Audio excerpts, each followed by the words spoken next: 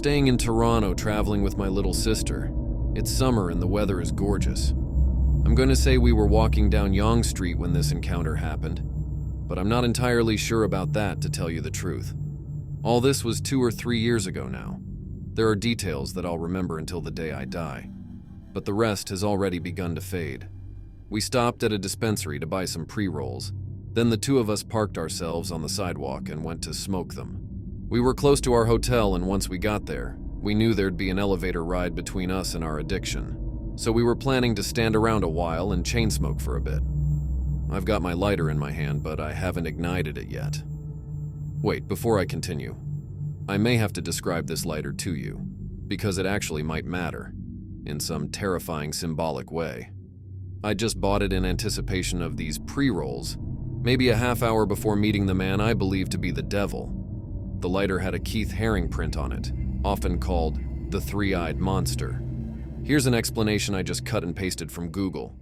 The smiley face is another frequently used character found in many of Keith Haring's works. This icon, the three-eyed face, is a mysterious figure, often associated with greed and excess. Alternatively, this character has been used to represent the unknown. Okay, back to the story. I've got my lighter in my hand, but I haven't ignited it yet. The exact moment I flick the flame, I see a suited man exiting the 5 guys we're standing in front of. My first thought the moment I saw him was, but he doesn't eat. When I recalled that thought later on, safe in our hotel, it made my skin feel cold all over. The suited man acknowledges no one as he storms out of the burger joint. He simply raises his hand high, as if hailing no taxi in particular, and demands, "Lighter." This aloof behavior is kind of bemusing to me, so I wave at the suited man, offering the service of my lighter. He walks toward us slowly, much too deliberately, and the two of us already begin to recoil a little at his aura. His suit is meticulous. I've never seen a fabric exactly like it. It's a dark blue color, with thin silver threads. A 10-20K suit isn't a strange thing to see in the big city, but this one stands out somehow. I hate including this detail in my story because it seems like the most hack way a writer would describe the devil's attire, but I have to, because it feels important to be honest about it. The suited man stopped in front of me and said something, I don't remember what, just a few words of relatively normal small talk, I think. I want to say he asked, "What are you doing in the city?" But that could just be my imagination filling in what I've forgotten. While he spoke, I watched the suited man reach into the breast pocket of his suit and retrieve a comedically short cigar stub. There was barely any cigar left to smoke, and he hadn't even cut the ash from the tip. Somehow, this last detail didn't seem to produce any mess whatsoever. The suited man took my lighter and lit his cigar stub effortlessly, like it was only a cigarette. Not once had he glanced at my little sister, by the way, who was standing directly beside me. That registered as odd to me by this point. Really odd.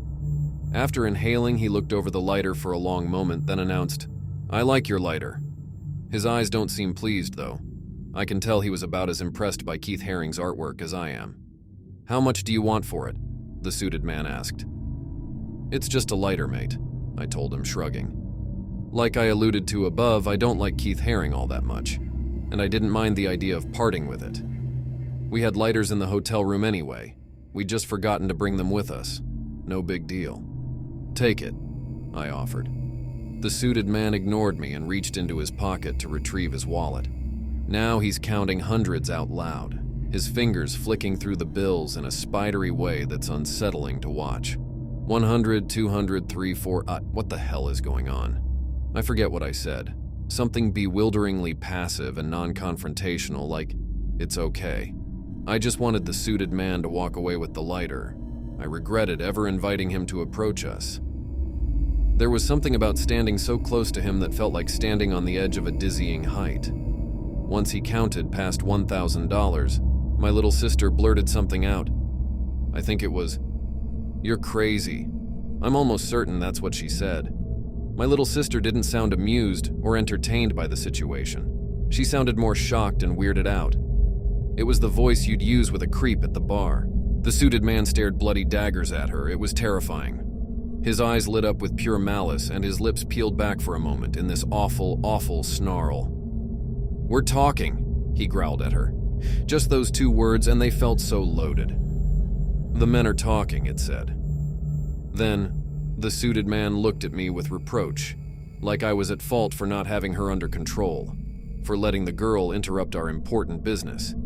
"It's just a lighter," I repeated, sounding more like a person being mugged than someone being offered money.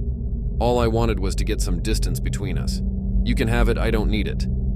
This was not the answer that he wanted. He'd already counted the grand he had in his wallet, and now he was pulling more loose cash out from his pockets in a weird frenzy. At this point, he's insisting that I give him a price for it. Any price. He honestly seems kind of worried now. Scared, maybe. He's like panicking. It's like he's trying to buy something he wants dearly, and he sees the opportunity passing him by.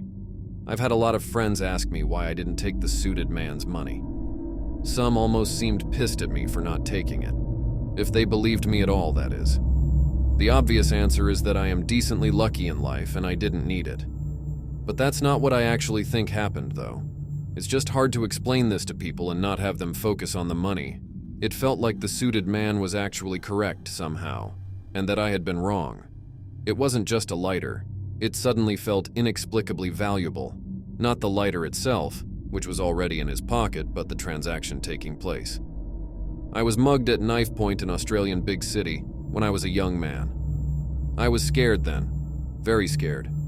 But this was a different type of fear. I've only felt this kind of terror once in my life.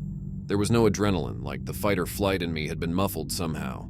It was like being soul-sucked by a dementor, as silly as that sounds.